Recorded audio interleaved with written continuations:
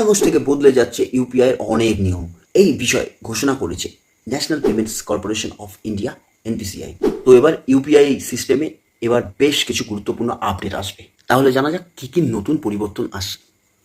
Number one হলো পরের মাস থেকে ব্যবহারকারীরা প্রতি ইউপিআই অ্যাপে প্রতিদিন 50টি পর্যন্ত ব্যালেন্স চেক করতে পারবেন। এটার কারণ হলো ঘন ঘন ব্যালেন্স যদি আপনি চেক করেন সার্ভারে একটা লোড পড়েছে, সেই লোডটাকে কমানোর জন্যই এই জিনিসটা আনা হচ্ছে।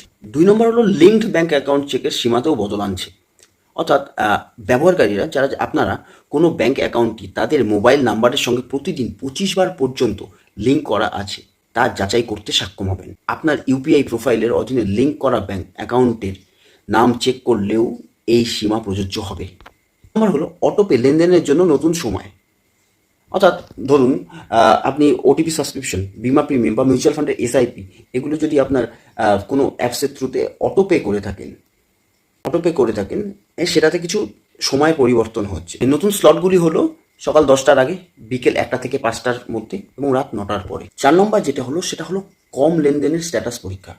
যদি কোনো পেমেন্টে দেরি হয় বা আটকে যায়, অনেক সময় আপনার পেমেন্ট করছেন দেখছেন আটকে গেছে, তাহলে আপনি এখন প্রতি লেনদেনের মানে যে আপনি যেখানে পাঠিয়েছেন বা যদি আটকে যায় সেই লেনদেনে মাত্র 3বার তার স্ট্যাটাস পরীক্ষা করতে পারেন এবং প্রতিটি প্রচেষ্টার মধ্যে কমপক্ষে 90 সেকেন্ডের ব্যবধান থাকবে। এই নিয়ম সার্ভারের চাপটা কিছুটা কমাবে।